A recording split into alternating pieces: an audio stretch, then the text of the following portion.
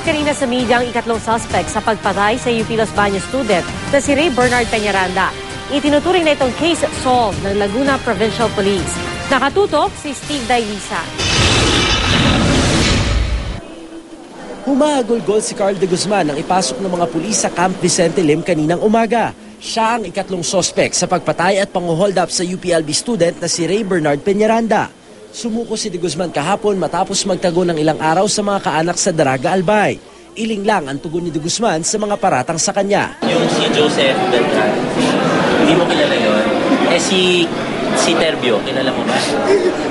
Wala rin daw siya sa Los Baños nung maganap ang krimen. Sinabi niya na nung time na nangyari yung insidente, wala siya dun sa Los Baños. He was in Siniluan at meron daw mga witnesses na makakapagpatunay nun.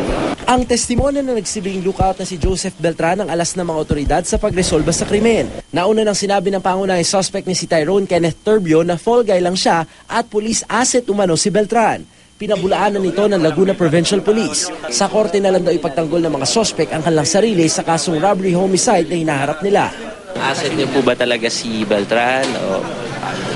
Alam mo, lahat sila will be charged. Chinarge na namin sila ng robbery with homicide. Lahat. So, and then yung pagiging asset, iniimbestigahan natin yan kung gaano katotoo, yung sinasabi nung asset daw siya ng mga dating pulis Los Baños. Isusunod na rin daw ng pulisya ang 6 na dating pulis Los Baños na itinuro ng ilan sa mga sospek na umano'y protektor nila. Hindi raw muna sila papangalanan habang iniimbestigahan. Ayon naman sa lokal na pamahalaan, pinag-ibayan na raw ang seguridad sa lugar. Ang population na kasi ng Laguna ngayon, nabanggit ko nga kay RD ng isang araw, 3 milyon na. Sa Maynila, ang ratio ng pulis, 1:500. Isang pulis, binabantay 500 tao. Dito sa Laguna, inabutan ko lang noong 2010, isang pulis, 5,000 tao.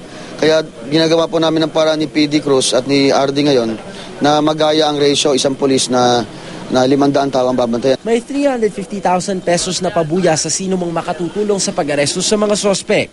Pero dahil sumuko ang mga sospek, pag-uusapan pa kung kanino mapupunta ang pabuya. Mula sa Canlubang, Laguna, Steve Dailisa, Nakatutok, 24 Oras.